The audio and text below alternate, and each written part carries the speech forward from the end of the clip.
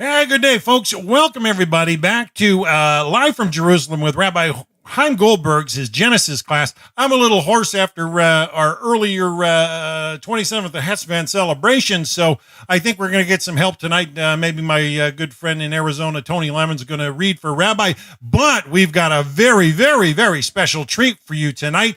Rabbi Goldberg has actually had join us tonight.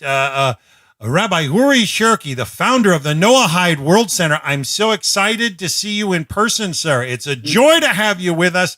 Thank you so much. Rabbi Goldberg, you guys have the stage. You're live. I'm going to be quiet and hide in the background and let you run your class. Rabbi Oury Cherki, we are glad to have Rabbi Oury Cherki with us. It's a special day today, a celebration of the 27th of Cheshvan, where Noah went out from the ark. We had a very big celebration this morning already with the Indian people, with the French people, and now we are continuing with the English people. We will continue on with other languages. Rabbi Cherki, please. Thank you very much. Shalom to everybody. It's a great pleasure and great joy to meet you in this very holy day. And I think that we are all happy to be the pioneers of very important things in the history of humanity, that we together realize the prophecies of the great prophets who spoke about the kingdom of God in the whole world. And thank you very much to be associated with our efforts. I hope and I bless you from Jerusalem to have a good life, that you will be a source of joy, of happiness, of sanctity for you, for your families, and the all mankind. Thank you very, very much. Thank you, Rabbi Cherki. Just that you will realize what's happening here. We have here people from the Philippines. Please, Lalaine, raise your hand that you will see. We have people from India. Harish, please raise your hand. We have people from India. We have people from England. They don't really know how to speak English, but they are also here with us. It's okay. We have people from the United States, from a few places. Tony, we have James. We have also from Europe. Anna, you can raise your hand. Yeah, from Europe. And we have people from South America. South America, yes. We have Daniel, we have Lizette. And we have also from Jerusalem. And my parents, hi. Abba, Ima, hi. Good to see you also. Okay. And I'm saying again, I'm admiring you for sitting here in the last 2.5 hours and now sitting with me. And I have here a special, from time to time we're doing for all of you an interesting surprise. We have very big surprise today. But before that, we are going to learn something from the Bible, and then we will continue with the surprise. So good evening, good to see you all. It was great to have the blessings of Rabbi Cherki also. The truth is that his mother tongue is Spanish. Is French. So with the French community, he is giving also lessons. And unfortunately, because his English is even worse than mine, so he doesn't want to give lessons in English. But it's okay. You're getting the things from him through me. He's one of my rabbis, so it's okay. Let's dive inside to something in the Bible that is related. Again, it's so good to see you also. That is related, especially to the flood and to the Noahide.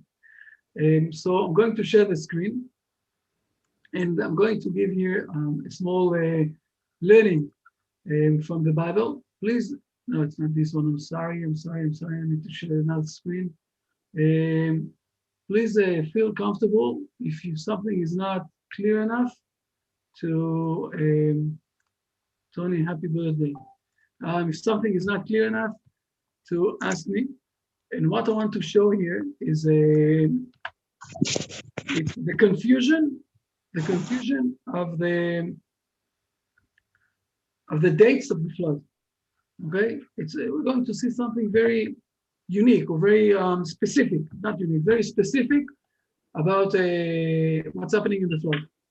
And it starts basically where God is asking Noah, Tony, you with us? You're going to read now, yes?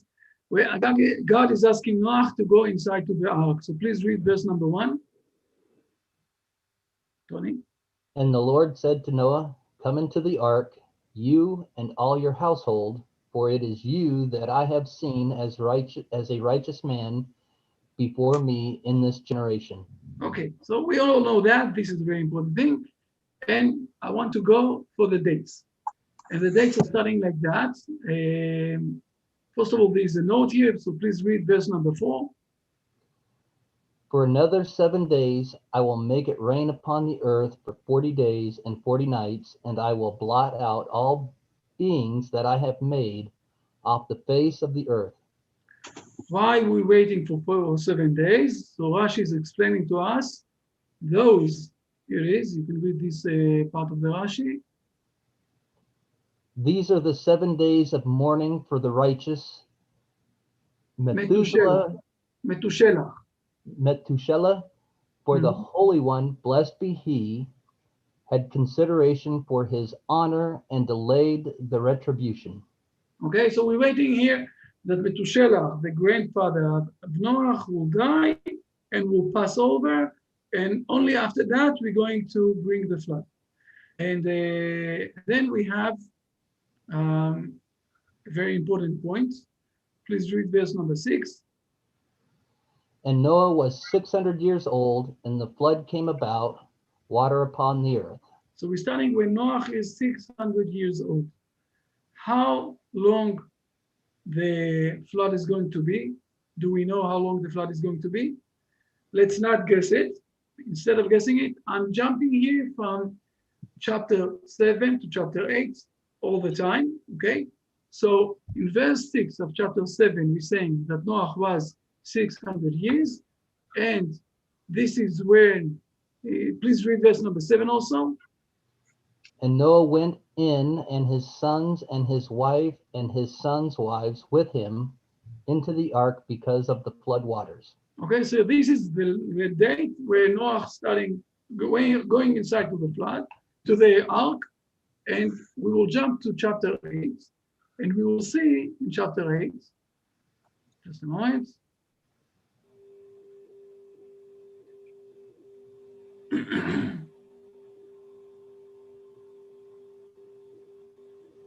Okay, we need to see another verse in chapter 7, and then we will manage to see chapter 8.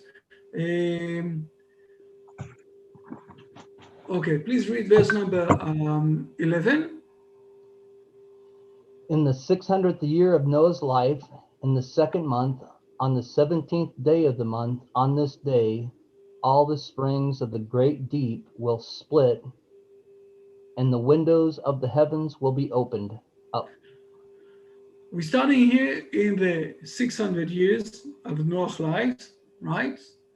In the 2nd month, in a moment we'll speak about what is this 2nd month, in the 17th day. Let's jump to the end of the flood, and the end of the flood is in verse number 13 and 14. Please read. And it came to pass in the 600th and the 1st year, in the 1st month of the 1st of the month, that the waters dried up from upon the earth, and Noah removed the covering of the ark, and he saw, and behold, the surface of the ground had dried up. But he couldn't go out, so we need to wait another few days. Please read verse number 14. And in the 2nd month, on the 27th day of the month, the earth was dry. So we're speaking here about a year and 10 days, right? Before a moment you read that we started, I will show this again, in chapter 7, 11, we see that it starts in the 17th day of the 2nd month, right? 2nd month on the 17th day. This is where it starts, and it ends on the 600 years in the 2nd month, right? On the 27th day. So we're speaking about a full year with another 10 days. Okay, so the flood was a full year with 10 days. So Rashi is explaining to us, I don't know if you know that, there is a difference between the year of the sun, okay, and the year of the, how do you say, Yareach, of the moon, okay? The moon is circling the earth for 12 times in 355 days. And the sun, the earth is circling the sun in 365 days. So we have 10 days difference. So we can please read Rashi here. And the rain started to fall in the second month on the 17th day of the month. These are the 11 days. Those are, you see, continue here, please. These are the 11 days by which the solar year exceeds the lunar year, for the judgment of the generation of the flood was for a whole year. Okay, so we're speaking here about the difference of 10 days, of the difference between the year of the moon and the year of the sun. So we're speaking about a full year of this generation is getting punishment in the flood. But this full year is only on the side of the outside of the ark. Let's go inside to the ark, and we will see that everything here is getting a bit of crumbled and bit of with a lot of, I will say, disorganization. Okay, it's a flood. Also, the timing is a flood. So let's go inside a bit more. This second month that you're speaking about, what is this second month? The second month of what? So Rashi is explaining to us there is a very big, say, two ways how to consider the second month. So please read Rashi for that. This is Rashi that we need to read. Rabbi Elzer says this refers to Mar Cheshvan. Rabbi Joshua says this refers to Lear. Yeah, we have, it could be all the second month of what we celebrate as Rosh Hashanah, or it could be the second month as we celebrate Nisan when we went out from Egypt. So it's the second month, and we are going to go with the understanding of the second month after we're celebrating Rosh Hashanah, after we're celebrating the beginning of the planet, or God that created this world. Okay, this is where we're going to go. We're going to go with Rabbi Eliezer. This is the second month. Let's continue on, and let's go to another verse. So we know now it started in the second month, what we call Mar Cheshvan. And please read verse number 12. And the rain was upon the earth for 40 days and 40 nights. Okay, so we're starting with 40 days and 40 nights. If we will continue on from 17th of Mar Cheshvan, and we will go for 40 days. So we need to finalize the month and another 30 days. So we're going basically inside to the next month. Then we will continue on. We have here, just a moment. Where it is. Here it is. Please read verse number 24. Okay, and the water prevailed upon the earth 150 days. 150 days, if you will slice them to 30 days, each month is 30 days. So how many months did we pass? 150 divided to 30? 5. 5, exactly, 5 months, okay? 5 months. Now, let's see how much things are getting a bit, I will say, complicated. No, first of all, we need to mention another thing. Please read verse number 17. Now the flood was 40 days upon the earth, and the waters increased, and they lifted the ark, and it rose off the earth. What is those 40 days? Why are we speaking about 40 days? What is happening in those 30 days? Where do we remember It's something raining. else? Sorry, Harish? It's raining for 40 days, and that's why the ark got lifted up. But it's not only raining, and Okay. it's true that it's raining, but it says here also that it's a flood. It's a full flood. Okay. Where do But we I guess remember? I thought that because of the rain, the flood happens. It's true that it's a rain, but it's not only the rain, it's also a full flood. And my question Okay. is, what else do we know that happened in 40 days? Let's continue on. Let's jump to Exodus. What happened in 40 days? Who remembers something important that happened in 40 days? I know for about 40 years that it took to reach the land of Israel. 40 Exactly. days. Yeah. But it's But 40 somebody years, said it's not 40 days. Yeah, exactly. Yeah. But Moses went to Mount Sinai and came back down. Exactly. Moses went up to heaven for 40 days and he brought us the Torah. The Torah. So 40 days, this is basically I will call it like that. Those are the 40 days that you can get the Torah. You can get the Torah in 40 days. I want to say that Noah in the ark, it was 40 days like he was accepting, he was getting the Torah. While Noah getting the Torah, outside there is a flood. This is what's happening here. Let's continue on to see in chapter 8. In chapter 8, we will see two interesting verses. First of all, we can see again, okay? Please read verse number 6. And it came to pass at the end of 40 days that Noah opened the window of the ark that he had made. Suddenly, only 40 days. A moment ago, we saw that the flood is 1 year. We saw that it was 150 years. So what are those 40 days? Only 40 days. In Noah's mind, or I will say in the perspective of the timing inside the ark, it was 40 days.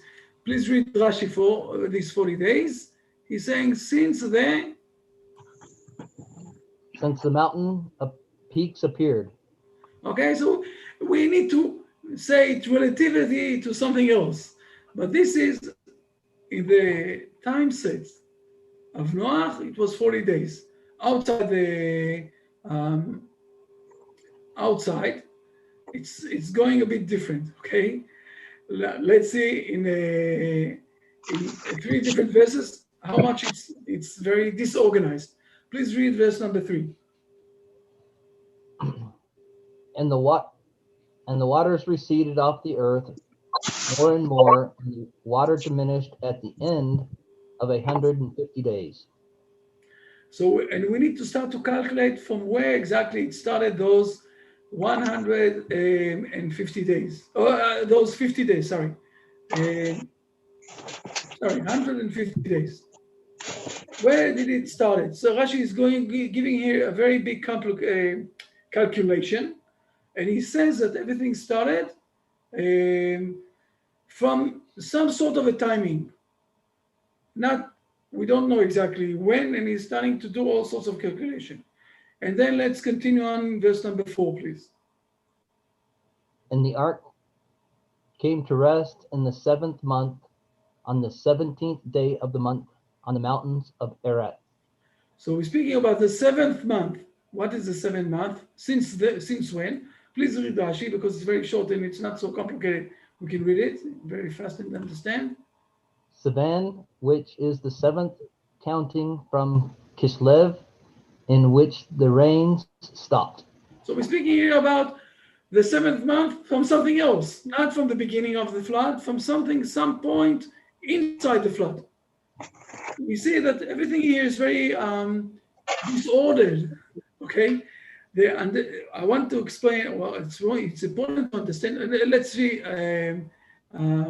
another verse, and we will see it, and then I will explain what's happening here. Please read verse number 5. And the waters constantly diminished until the 10th month. In the 10th month, on the 1st of the month, the mountain peaks appeared. And we're speaking about the 10th month. When it's exactly started the 10th month. So please read only this sentence, it's enough. This refers to Av, which is the 10th month from Mar Cheshvan. Cheshvan, when the rain commenced. Commencing. Yes, commencing. What we see here suddenly, the 10th month is starting from the beginning of the flood. What I want to show here is that first of all, we have two different eras of time. There is a time outside the ark that was a full year. There is a time inside the ark. Excuse me, Rabbi Chaim, somebody has their microphone open. I'm trying to, yes. Oh, that's probably me. How do I turn it off? Bottom left of your screen, microphone. Here it is. I muted it. Okay, David, it's okay. We have two era of times. One is what Noach inside the ark, and I'm going to prove it in a moment.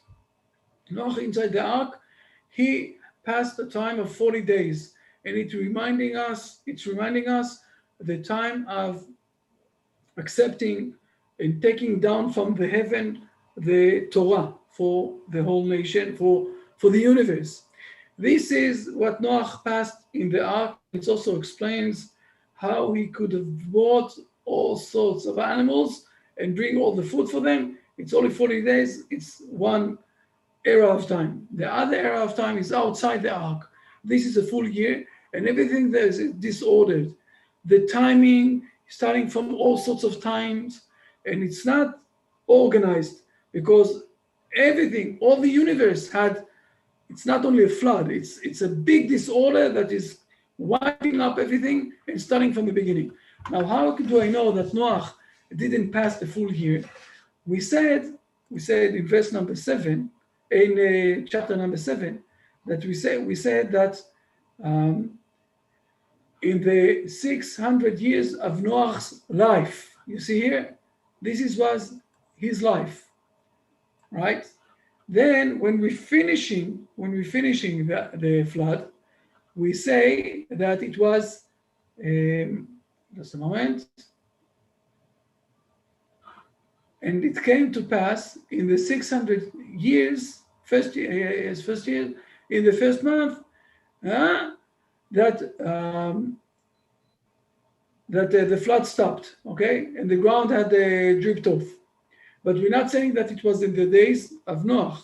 Now, if Noach passed a full year, okay, so, and he went inside to the ark when he was 600 years old, and we know in the next, just a moment, I will find it. In the next chapter, we're saying how long Noach lived. The next chapter, or maybe the chapter after that. No, the chapter after that. No, maybe it's here.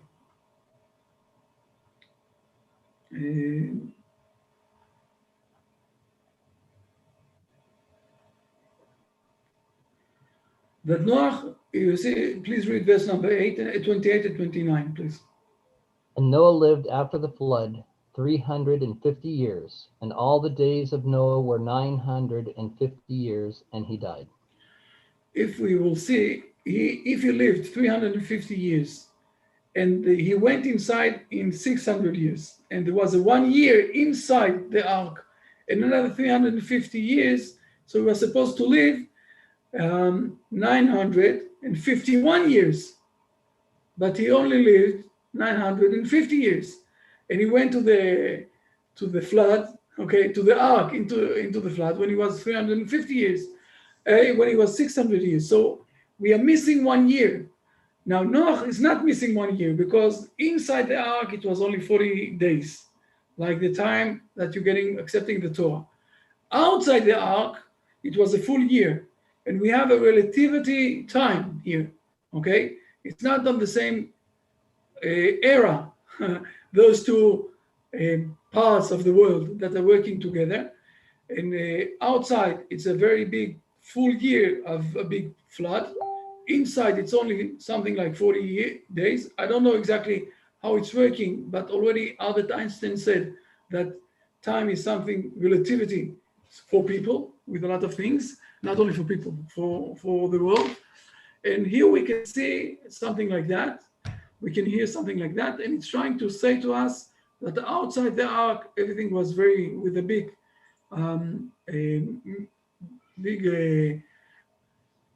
disorder, and inside the ark it was more accepting back the Torah. Now, accepting the Torah is not enough, and this is where we are continuing to the next part of this lesson of today, because one of the things that is happening when Noah is going out from the ark, God is saying to him, I'm giving you the 7 laws, the main 7 laws, how to live. And this is what we are celebrating today, the day that he went out from the ark. This is what we say here, okay? The second month, on the 27th day of the month, the earth was dry. And this is where God is speaking with Noah and saying to him, go out of the ark. This was yesterday. Today is the 28th. Today is Sunday, one day after that. And this is the day that we are celebrating. And then also God is saying to him, he's doing with him the covenant. Okay, he's doing with him the covenant. And he's also giving him all the mitzvot, all the things that he's supposed to do. I want to introduce here a very important person. His name is Lee. Lee, please raise your hand. He's a bit, I will say, shy from one side, and he's also a bit excited and nervous on the other side. So we need to give him claps. Okay, everything is okay. Feel comfortable. You're here with all of us. Feel comfortable. What we're going to do in the next coming 8 weeks, we are going to teach things from the Brit Shalom book. Lee is going to speak and going to teach things from the Brit Shalom book. The Brit Shalom is basically explaining in our words of today, after 2,000 years. Rabbi Cherki sat down for more than 7 years. I think that all of you have already Brit Shalom. He sat down for more than 7 years, and he wrote down with a few sages in Israel how to live the right way, the covenant of the Noahide. Now, this book specifically, we organize it in 4 parts, okay? Part number 1 is the acknowledgement and also the opening of this book.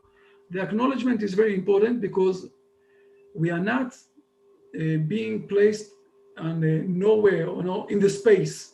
We are in the middle of a time. And the timing that we have today is that the Hebrew people came back to their homeland. And this is something that theologically is breaking down a lot of, I will say, religion in the world, because people are starting to say to themselves, okay, so the Hebrew people who said along history that they will return back to their homeland, this is what's happening. And in the acknowledgement of this book, we also have the acknowledgement of the chief rabbis of Israel, and also the acknowledgement of the Prime Minister of Israel, because we are not working in the space without anything. We are connected with the Hebrew people who came back to Israel. So this is part number 1 of the book. No, lo de esta mañana era otra cosa. Then the second part of the book, Del mismo grupo. the second part of the book that we have is that we are giving some foundations for the Noahide.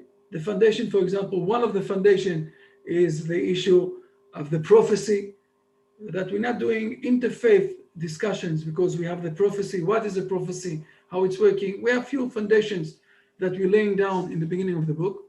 Then we have the third part with the 7 laws of the Noahide, but in a positive way, not only what not to do, but it's also what are the things that we can do to get closer to God.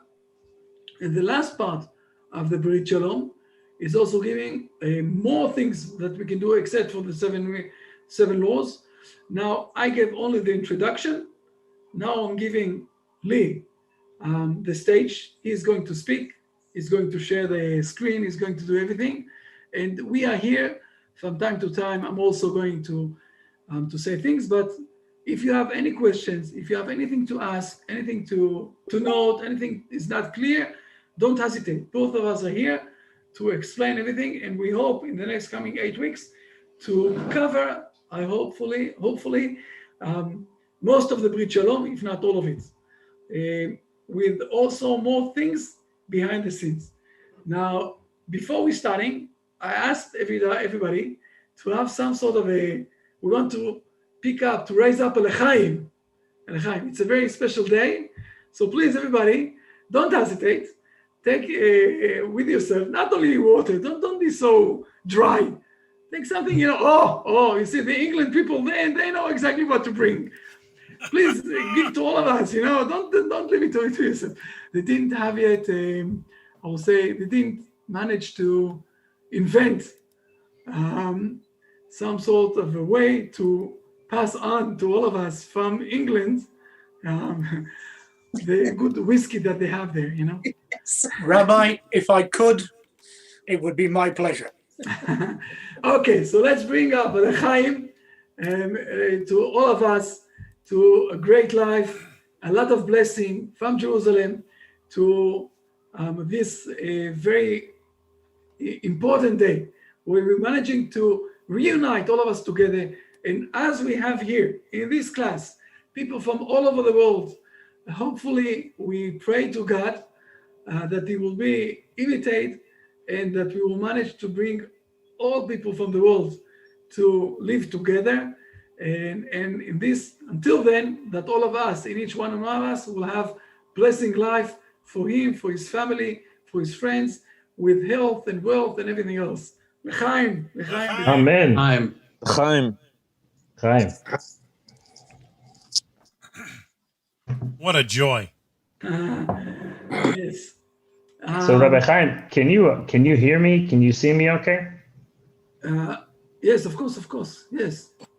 Yeah, I'm just making sure that the connection is good. You are on the. I'm on the air. You're on the air, and I'm closing myself a bit. If I need to interfere, I will come in. So you're going to be on the air, only you. Yes. Okay, great. So hi everybody. I'm Lee Fogel. I'm also living here in Israel. I'm a little bit outside of Jerusalem, closer to the Tel Aviv area. And I wanted to wish everybody a big hello, and that was, as we say in Hebrew, Chag Sameach, happy holiday. Granted, it's the 28th day of Cheshvan, but yesterday we had also a fascinating panel with Rabbi Oury last night, speaking about these concepts. So I wanted to wish everybody a happy holiday from Israel and throughout the entire world. I wanted to give, of course, a big thanks to Rabbi Chaim and to all of you for inviting me to speak about such important topics. And I will share my screen momentarily. I wanted to, as Rabbi Chaim said, we'll speak a little bit about, as we say in Hebrew, the tachlis. Tachlis means getting down a little bit more into the practicality of how a Noahide lives, what a Noahide believes, what things are permitted and what things are forbidden, and we'll get started. Share screen. There we go. Great. Can you see my screen? Yes, Rabbi. Yeah. Fantastic. Okay, so just to start with a little bit of an outline, as Rabbi Chaim said, I think we'll try to fit in as much as we can into 8 sessions. I saw it fitting to split up Rabbi Oury's book into similar subjects. We have kind of 3 spheres, if you will, in a person's service of God. As we say, man to God, man to his fellow, man to man, and also man to himself. And I saw it fitting. Granted, there's a foundation, there's an introduction, in which I will, Rabbi Oury will lay down some of the framework, some of the fundamentals, and then the laws. I saw it fitting to split them up in such a way. So, as Rabbi Chaim said, I hope everybody has a copy. If not, you can obtain one through the website. I hope share links, etc. One thing I think also Rabbi Chaim mentioned this, but I'll just it bears repeating. Throughout the learning, if I'm speaking too quickly, too slowly, If something isn't clear in what I say, if you have a question about the material, please feel free to interrupt. We see it in Jewish learning, in Torah learning, as an obligation. If a student doesn't understand something, to make sure that he does, and to ask. At the same time, if there are broader questions, things that are more conceptual in nature, we'll try to leave them for Rabbi Chaim at the end. We'll leave time for questions. I hope our sessions will run somewhere between 30-40 minutes, and they'll be contained more within the surrounding the text. Fine. So I have a little a custom, my own personal custom. When I'm starting Torah learning, or speaking words of Torah, first, there's a verse in Psalms. In the Hebrew, we say Adonai sefatai tiftach ufi yagid tehilatecha, that God, you should open my lips, and that my words should be a praise for you. So my prayer is that that we learn this Torah that Rabbi Oury and Rabbi Chaim are working so hard to share with all of us. And that we learn it accurately, and that we shouldn't understand things incorrectly, so that it'll be a blessing for all of us and for all of humanity. And I also wish you all, as a prayer, that our words of Torah should be healing for your loved ones, and for all of humanity, that we should see healing in this time and forever. Okay. Great. So we'll get started. Okay, so we spoke about Brit Shalom, and this is the more practical side of Noahide living. As Rabbi Oury will mention, I think also Rabbi Chaim mentioned this. There is also a prayer book. I think it's called Brit Olam, right? The covenant of the covenant, or the eternal covenant. That's a prayer book that sets things out in a more day-to-day routine, in terms of a person reciting blessings, other prayers, etc. This is kind of the more legal aspect, if you will, of daily living. From Rabbi Oury Cherki in Yerushalayim. Also had a small part in reviewing the material. Fine, so we'll begin. So in the introduction, Rabbi Oury starts like this. He says, humanity today includes 7 billion souls, a number never reached in all of human history. And it's kind of hard to fathom, right? Because the majority of us have been, our perspective is relatively short. We wake up into humanity, and looking back 100 years, 200 years, the explosion of population is indeed massive. So the creative forces latent in this massive humanity are immensely powerful, but the forces for potential destruction are immensely powerful too. And this is something that appears, I believe, in the book of Proverbs. But many tools God has put into this world, and many of them incredibly powerful, and particularly in this day and age, and those things can be used for good, or God forbid for the opposite. So the future is clouded. The future is clouded in uncertainty. Everything depends on human behavior. Whether human beings turn their energy towards creative building and true contentment, or towards destruction born of simulated happiness. Whether our perspective is long term. Or short term, we're looking for easy fixes, right? There's a Talmudic saying of the short way, which is actually long, and the long way, which is actually short. Person looks for short-term fixes, and he ends up finding himself, giving up on longer-term problems. He sees complications along the way. Today, yeah, did somebody have something? No. Fine. Today, a critical power struggle is being waged around this question: by which values should we live? The struggle essentially revolves around a so-called clash of civilizations. So Rabbi Oury here is going to go through his analysis of what is effectively the Western world, and obviously this is a simplification, but what is effectively the Western perspective. And the Middle Eastern or Muslim perspective, and he also touches on the Far East. So he effectively breaks down the perspective of humanity today. Red revolves in a so-called class of civilizations. It's a struggle that is mainly between the Western world in its various permutations and the Muslim world. Obviously, this is a gross oversimplification, but through his analysis in the various religions, in the various political spheres, these are the overarching forces at play.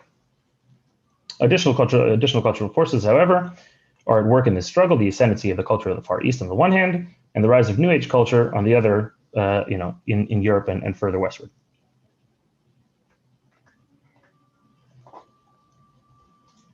Is the text clear, everybody? Is it large enough? Yes.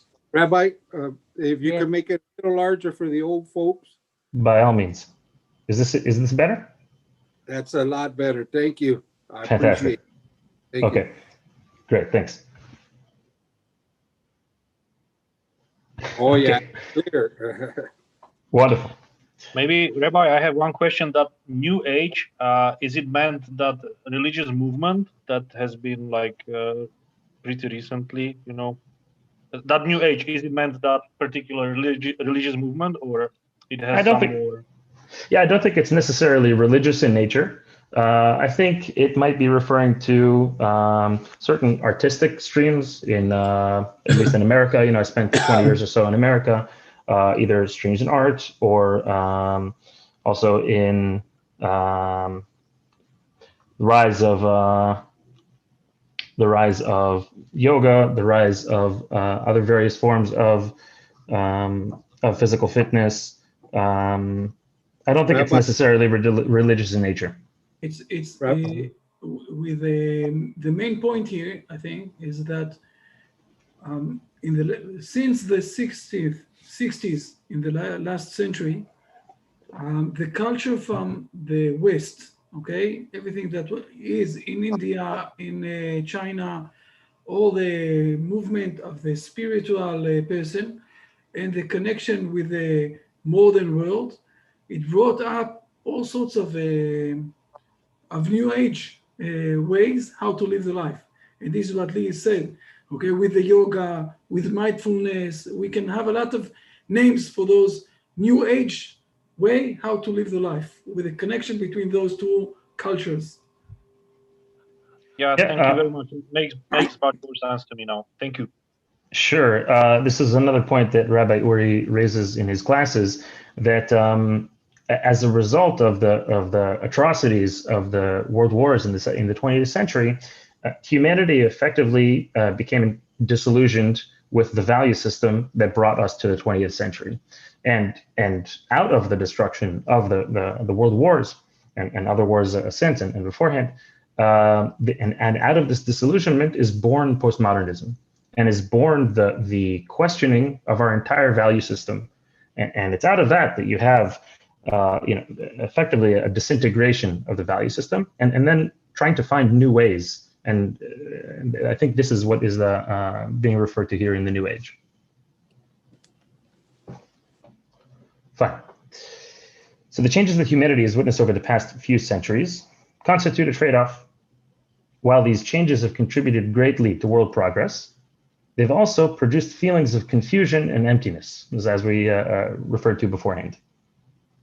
The horribly bloody wars during this period have added to what was already a growing pessimism regarding a meaningful future for humanity. Okay, I think we touched on this.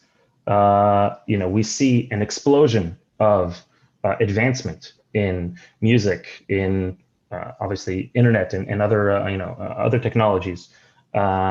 We see an explosion forward. At the same time, on what value system is that progress based? Is it based on as the late Rabbi Jonathan Sachs was wont to say, is it based on a value system founded on the I, or is it based on a value system founded on the we, on cooperation?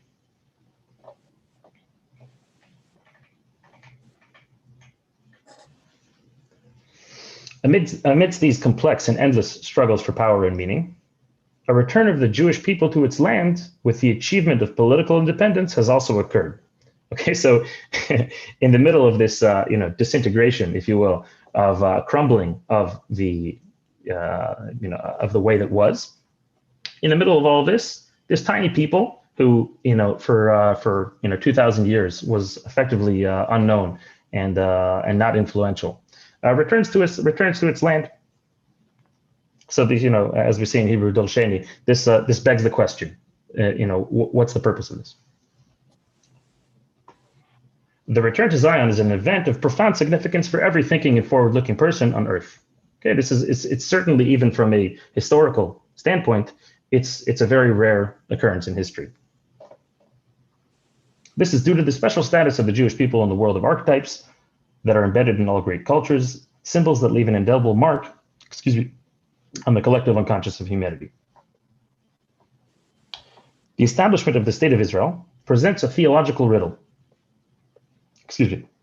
For many, or in any event, an opportunity for renewed contemplation of the workings of history and of how the place of the people of the book fits into it.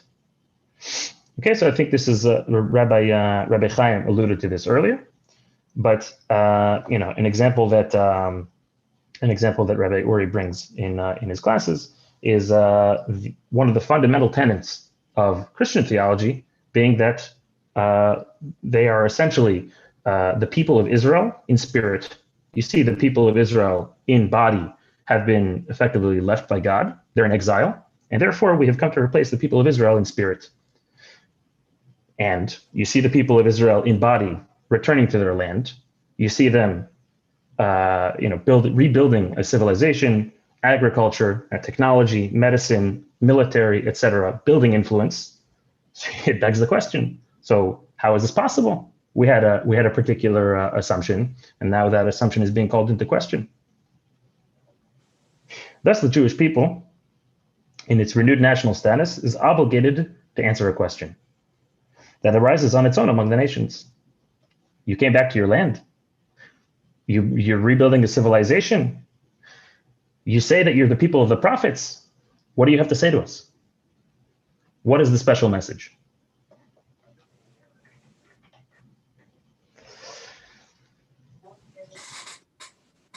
Israeli society, okay, I think he means here the people of Israel, meaning the Jewish people, preoccupied for the longest time with wars for survival and worries over economic growth, put aside such spiritual questions until now. Okay, up until now, we were being slaughtered in pogroms, in different types of crusades across Europe, across the Middle East.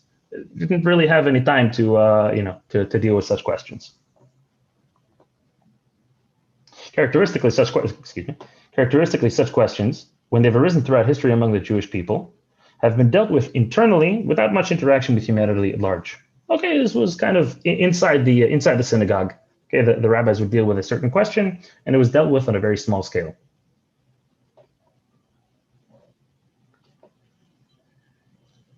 But now, at last, the time has come to clarify Judaism's universal messages and obligations in terms of what Judaism can contribute to a new era in a new world. Again, as we said above, what does the Torah have to say to humanity?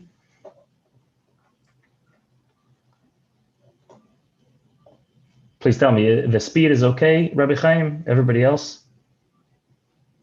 I know there's people here speaking different languages, so. No, it's Rabbi okay. Chaim, It's okay. you're on mute, Rabbi. Now we can hear me. Everything is okay. Continue on. If people would like to ask, they know how to ask. You're not shy. They're not shy.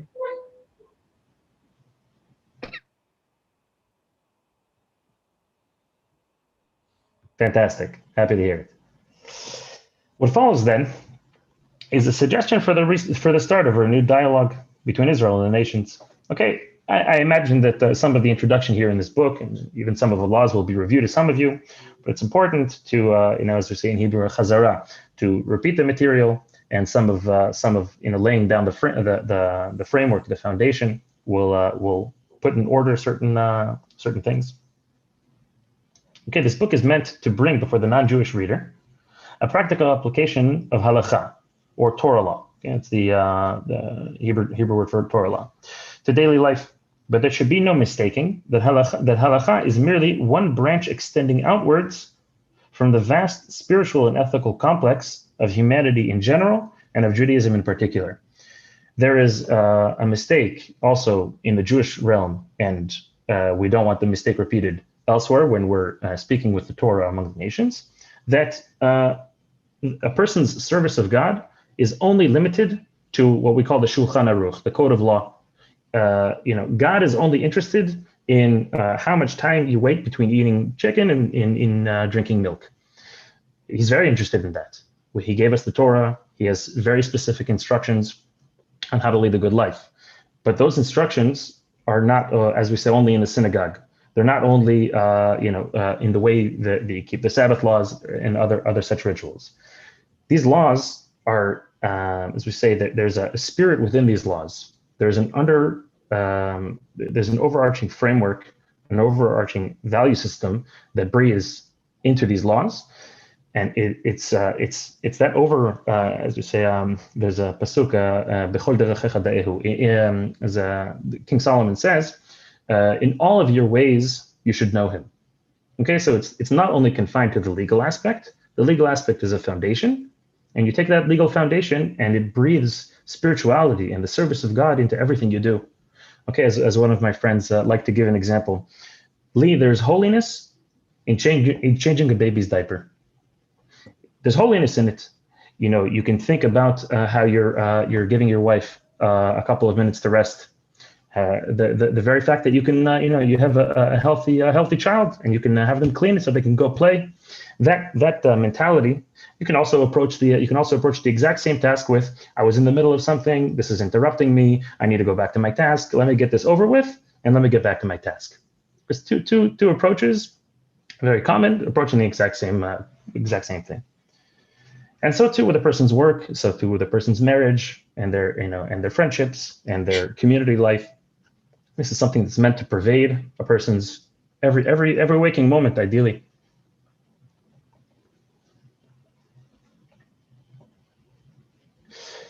Fine, we're back in the text. Humanity possesses many identities, and the need for deep dialogue with the representatives of different cultures will certainly be felt. Okay, so to prevent the incorrect understanding that Judaism wants everybody to be Jewish, or that Judaism wants to impose a certain way of life on every single person, that Noahide law is cookie cutter, Rabbi Cherki is coming to clarify. There is a certain foundation, and that foundation is very important, and this foundation is binding on all of humanity. But we want people to keep their unique identities. It's through their uniqueness that they can enrich everybody else around them. Just in the realm of food, okay? We don't want everybody eating the same food. Okay, there you have a certain laws in what's permitted and what's forbidden, but we want the richness in flavor and in texture and in the different recipes. This brings richness to God's world, and it's this that he's interested in us. How do you say, maximizing life. Getting I think it's Thoreau who says, sucking the marrow out of life, in all different realms. Each one in our own individual way. Each culture in its own individual way. This dialogue will examine ways in which the halachic content, right, the legal content specified here, harmonizes with the rich human and spiritual heritage of each and every family among the families of the earth, and how this content transformed into practice would turn out to be a blessing for all of them, rather than, God forbid, not a blessing. Here, Rabbi Cherki is referencing. I have here. It's right here. Right, he's referencing here a verse in Genesis chapter 12, in which God comes to Abraham. I think you'll be learning this with Rabbi Chaim shortly. Right, God comes to Abraham. And he tells him to go out of his land, and and he'll eventually come to Canaan. He'll eventually come to the land of Israel, and there he says, in verse 3 here, it's a little bit cut off from me. Sorry. Okay. Right, and I will bless them that bless thee, and him that curse thee will I curse, and in thee shall all the families of the earth be blessed. And Rabbi Cherki has a very unique way of reading the verse here. It's right.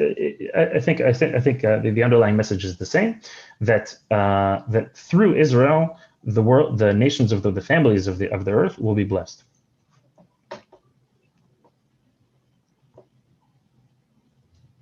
hang on. Okay. There we go. Okay.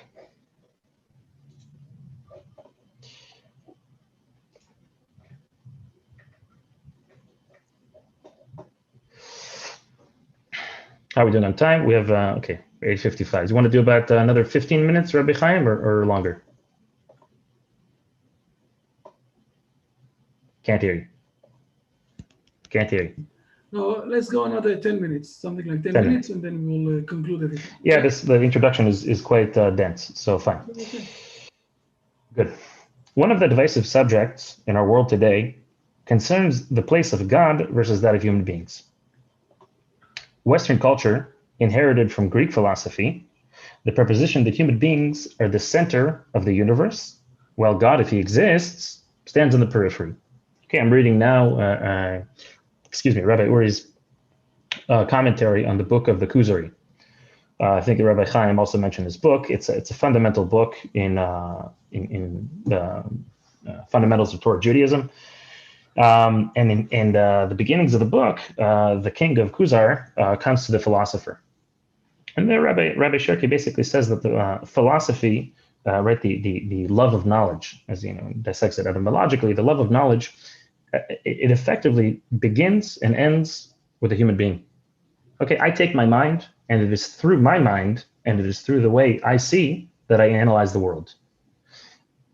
Obviously, in such a world perspective, there is no room left for another personality, for another for a personal God to enter, because I effectively am the beginning and the end of that universe. And that's what I think he's referring to here.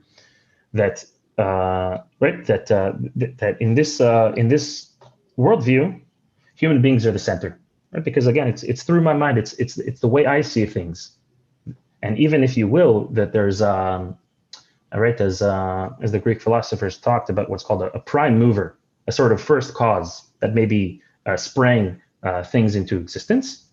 It's a very impersonal concept. It's not a God that speaks to humankind. There is no opportunity for prophecy, as Rabbi Chaim was mentioning earlier. Human focused.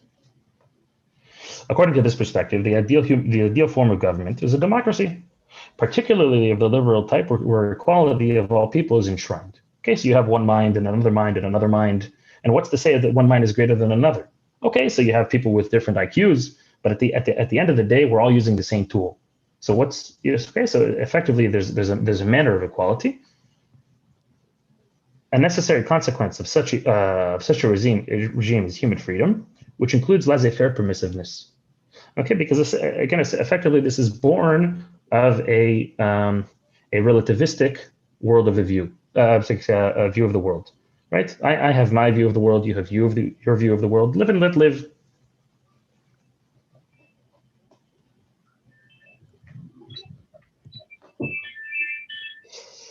The Muslim world, on the other hand, does not hold by these basic principles and maintains its traditional position that God is the absolute center of everything. Right? The word Islam is submission before God. God is the all-powerful. That's right. Allahu Akbar. God is the most powerful, and therefore there is a submission before Him. He's at the center. Individuals are left with a peripheral role of submission before the divine. Progress is regarded with suspicion and is often rejected outright, since Western permissiveness is thought to follow inevitably in its wake. Okay, everything is looked at suspiciously in terms of progress. Democratic governance is similarly regarded as a threat to the Muslims' all-encompassing religiosity. And you can already begin to paint the picture how these two worldviews that are worlds apart, how they can possibly coexist.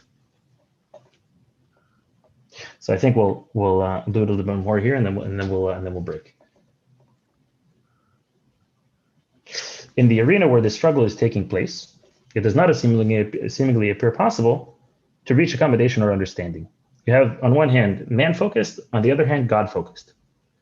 Yet it may be possible to bring these two civilizations toward accommodation, were they to listen attentively to the unique message of Judaism. According to Jewish tradition, okay, and this is, as we call this, is a chidush. This is an insight. This is a new way of looking at things. According to Jewish tradition, neither God nor human beings are at the center of the universe. What's at the center? The relationship, the dialogue between them, where people serve as partners with God in perfecting his creation. And here I'll turn to a verse here in Genesis 2. Okay, this is right around the beginning of the end of the first chapter. Right, that's like the first account of creation, the beginning of the second account of creation. Okay, and it says here, well, at least I'll read the English first, although I'll read the Hebrew. Okay, God blessed the seventh day and hallowed it, made it holy, because that in it he rested from all his work, which God in creating had made. Okay, basically God created. But the way our rabbis interpret this verse, you have here at the end of the verse, Asher bara Elohim la'asot, and this is actually a bit of a how do you say? It's not quite understood in the Hebrew. Asher bara Elohim la'asot. The Hebrew grammar doesn't quite fit. You know, you often have areas in the Bible where the Hebrew grammar doesn't fit. That's a place where automatically Rashi will comment. I'm not looking here at the Rashi. I'm just bringing the interpretation. But the point here is, our rabbis say we should be reading this verse with a colon after the word Elohim. Asher bara Elohim, that which God created, colon, la'asot. What did he create the world to do? La'asot. What does it mean? It means that he created and he left the world unfinished. And from here on out, my expectation is that mankind should perfect the creation. And this is a perspective that I think comes up very often in Torah learning, is that of a parent and a child. Okay, you have basically three different types of parents. One parent is authoritarian. What I say goes. There's no room for the child. Okay, what kind of child is going to grow up in an environment like that, or either rebellious, or he'll have no self-confidence. You have, unfortunately, other parents today where everything the child says goes. Now, what kind of child is going to come out of that? You know, you get into the real world, people are going to start telling you no. You're going to start hitting people and making noise. As in many times in Torah learning, we'll find that Judaism tries to find the middle path, the golden path. The parent that sets up all the conditions, sets up all the rules, and leaves room for the child to grow. Okay, I want you to go, even if I can do it on my own. I want you to go, and I want you to go prepare the house, clean up the house. Right, and this is I'm sorry, I just lost the tab. This is what's being referred to here as in the perfection of the creation. I kind of expanded on this point, but I think it bears explaining that we are partners in creation. Right, there's a statement of the rabbis that God desired to have for him a dwelling place in the lower worlds. Okay, he can do everything on his own, but he, so to speak, limited himself to leave for us room to fulfill his creation, to fulfill his will, and to perfect his world. And again, this ties into what we spoke about, the broader perspective of daily living. That's not only confined to the legal aspect. It pervades everything. As we said, it pervades my work, and it pervades my relationships. It pervades how I look at strangers, because now all of a sudden people aren't actually strangers. To some degree, everybody is my brother, right? We'll speak later about being created in the image of God. This is again, it's Yisei Chidush. This is like a very inventive. It's a very unique or new way of looking at humanity. All of a sudden, I'm not disconnected from you, and therefore I'm automatically interested in what's interesting for you. Fine. I'll just finish here the paragraph, and I think it's a good place to break. Thus, the stinging antagonism that we described up until now is removed. Mutual sympathy on the part of the creator and his creation, both on the individual and on the communal levels, is established. Okay, so I no longer feel as if God is a boss or I mean, like a bully or something. That if I don't do what he says, then he's gonna come after me. Now I'm his partner. Excuse me. So too on the community level. In actual practice, this partnership has been at work in the return of the Jewish people to Zion, together with the return of the divine presence, dwelling among his people in the state of Israel. Okay, so we'll expand upon this point maybe next time, but essentially, I think we'll later on we'll expand upon this. Judaism, the Jewish people in Israel are meant to basically be a prototype for humanity on how to blend, how to marry the holy and the mundane, how to infuse everything that we do with the service of God. I'm now coming to take out the trash. I'm now, I'm getting on the bus. I can say hello to somebody. Something that this holiness, this service of God, I'm perfecting the creation now in everything that I do. So again, thanks very much to everybody, to Rabbi Chaim for inviting me. I hope that we'll be able to learn. I'm certainly learning from this. And as I said, happy holiday to everybody. You said it so beautifully. I have a question on the last point that you brought up about Israel is supposed to be the guide. There are teachers. They're a guide to coming to the Father, to the Creator. They're the guide for this world. So looking at the turmoil that the world is in, and I don't know about Israel, I do read the papers from over there, but aren't they in turmoil also? And is it because that we still have idols in the land of God? Isn't there still obelisks and domes in Israel that shouldn't be there so that the wholeness of God could come in and guide the world to that? Because it seems like everything throughout the world is revolving around the good and evil. There's a fight in every single country there, and it's open. And I was just wondering that Israel is our teachers. They're supposed to be the guide. Is there a way that that Israel is going to stand up and do more? I mean, I love the nation and I love you, and I'm living the blessing because I bless Israel and God blesses me, and I live that. And that's my question. I want to fix this world, or at least be part of the fix, right? I think, Lee, I think that we could have taken, first of all, close the share screen, okay? Close the screen. Sure. I think that we could have brought Travis yesterday to the panel also with this nice question. We had a very, very interesting panel yesterday with a very, with very smart people, with a very high journalist and a professor and another professor, with Rabbi Cherki. And they really dealt with exactly this question. So it's very good that you're asking this. Yes, Lee, you can speak. Sure. Thanks, Travis, and bless you. You're absolutely right. Okay, you're absolutely right. There are idols in me, and there are idols in the land of Israel, and there are idols around the world. As we spoke about, this is a perfection. Okay, life is not perfect yet. We're human beings, and this is a steady work of art. Okay, we're learning, and at the end of the day, we've been in our land for 70 years. There, as I think we'll hint to elsewhere in the work, the Jewish people has to also reawaken, and that's, I think, part of the blessing that you're bringing to us, the blessing that the nations of the world are bringing to the people of Israel. Wake up! We're expecting a message from you. What's the message? There's a certain there's a certain fear, if you will, that actually, we're the people of God. Is it true that the prophets spoke about us? How can it be? We're imperfect, and we have our own problems to fix.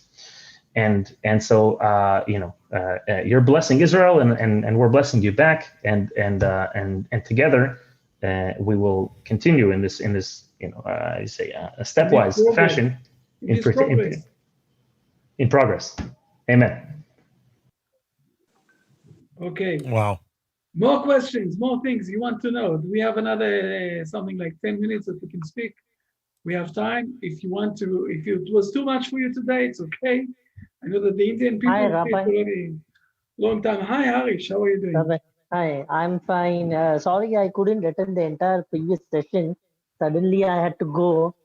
So I, signed out and couldn't inform you beforehand first. And it was a pleasure meeting Rabbi Cherki today also. And okay, my question is related to the Noahide laws, but not related to today's topic. May I ask it? Come on, ask it. Yes. Okay, so the question is, I remember all the names, but see, there is someone known as Lot and his daughters, right? Right.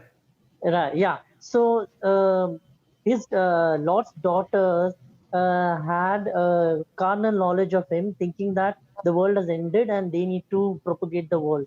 Okay. And in second case, there is someone known as Tamar who has carnal knowledge of her father-in-law.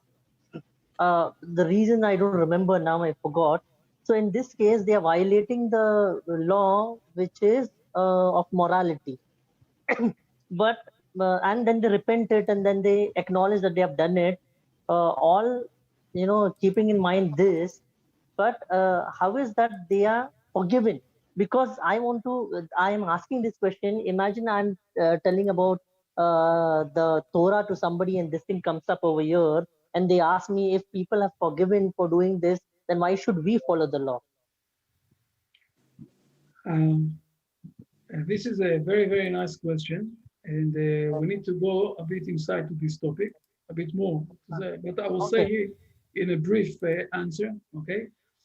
We know in Deuteronomy, there is a law that if someone, no one have the permission to get married with his sister-in-law, okay? If someone, there are two brothers, each one of them is married with a wife, they are not permitted to marry the wife of each other.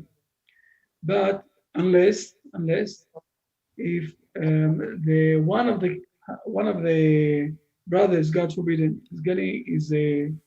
is dying without kids, then his brother needs to take the wife of his brother that died and to bring more kids, and it will be under the name of the brother who died. Now, before the Torah gave those laws in Deuteronomy, the laws were a bit more expanded. Okay. Now, what is happening with Lot and his daughters is that they were sure that no one was here in this world, only them and their husband and their father, and therefore they did it under the understanding that they are doing it under this law of continuing the generation of this world. Okay? And we see something very interesting, a long history, that King David, who is the ultimate Yeah, I know. He's king, descended from came from Tamar them, his destiny, okay. from this And Ruth also dynasty. So we see that there is something there. I will say the spark of the Messiah is coming from there. It's interesting to see that. We will go to this issue when we'll come to Genesis chapter 15 and 16. We'll go inside deeper to this issue, and we will manage to understand this issue in a much more profound way. Okay, thank you, Rabbi. Okay. I see Lisette. Lisette is already, she doesn't understand that by you now, it's already 2:00 at night, something like that. And Lisette is already tired, but she's already for 5 hours sitting in front of the computer. That's it. Enough. Enough is enough. For me, it's 1:45. Okay. So you're fresh and everything is okay. Yeah, I'm fine. Rabbi, can I say something? Yes, Paul. Yes. I just want to say, anybody coming out of different religions and becoming Noahites, they're bringing things with them that probably aren't very good, like idolatry, fornication. We're all coming to learn. It's more like an elevation to me. in understanding, it's just like understanding the West versus the East.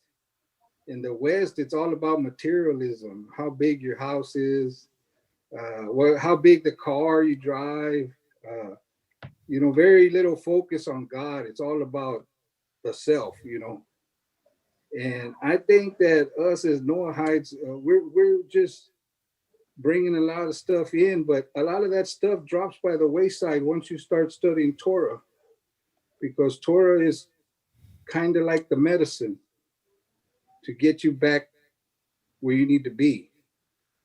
Does that sound about right? That sounds very good. We have a state in the Babylon Talmud that it says that the Torah is the medicine, and you just quoted it from your mind, where you basically said the same words of the sages of the Hebrew nation. I have another verse. Sorry? Are Gentiles that are coming in, and they accept upon themselves to observe the 7 Noahide laws, are they forgiven for their past of worshiping idols and other things like that? Definitely, yes. If they're doing it with the right intention, and they're really, I will say, upset with their past, and they want to move their past, so God is really totally erasing it. Baruch Hashem. Baruch Hashem. We'll speak about this. We'll speak about this also further in the book, Paul. There are also the laws there of repentance. It's not only the person's past; it's also, unfortunately, the person's present. Right? We have verses in the Bible that say that nobody's perfect and everybody sins. Okay, on a day-to-day level, you make mistakes, right? You make mistakes. So we'll speak about this as well. Thank you, Rabbi. Thank you for your service. Greatly appreciate it. Okay, thank you. I'll just add one minor point that we mentioned it previously, Rabbi Chaim. Sorry about that, but Paul, we in everything that we do, we wanna keep the good, and we'll leave the less good by the wayside. Okay, we don't want to erase your beautiful uniqueness. Right. Of course, yes. I understand. My personality stays intact, but a lot of my behaviors are gone. Like I said, I come out of the Catholic religion, so there was a lot of idol worship. There was a lot of statues and stuff like that Catholics believe, and all of that is gone. Once you start that idolatry is forbidden. It's one of the first Noahide laws, So I mean, it's what it is. You change, but your personality is still there. And I give it all to Hashem, what I have. Yes, but on the other side, Paul, don't forget, and it's not only you, it's all of those who are sitting here in this room, and also, by the way, also me, and also Lee, and also everybody else. I believe we are. Just a moment, Adis. We have some, I will say, forces inside that brought us to this stage. And those forces today, we're using them for a better way of life and better way of behaving. And this is also related to things that we took in the past, but now we're using them for the good. And this is where we're managing to do a real repeatness from the past. Okay, by using the forces that we have inside, and each one of us is a very unique person with different, I will say, adjustment of the forces that we have inside, and we're using them now in a better way, and this is very important to understand that. So this is how we do this repeatedness inside ourselves. I'll give an example here in Israeli society. We have a number of very popular religious musicians who in the past were not religious, and they sing about other content and about content that is further away from the service of God, and they're using their same talents, and now they're speaking about holiness. They're speaking about ways to, as we said, get the most out of life and to bring good into people's lives. I think that's what Rabbi Chaim is referring to. Using the same forces for the good. I appreciate it. I just keep on learning, and like I tell Rabbi Goldberg, that once I heard Torah spoken from a Jewish mouth, I just couldn't turn it off. Something happened, and I couldn't leave my ear. Excellent. Had to stay there until the end because it woke up something inside of me. And I've heard many sermons, believe me, but they were like nails on a chalkboard. But when I heard a Jew sprouting words of Torah, it was a completely different story. So I thank you, Rabbi Chaim Goldberg. I thank you, Rabbi, for all that you are doing for us. And it's greatly appreciated.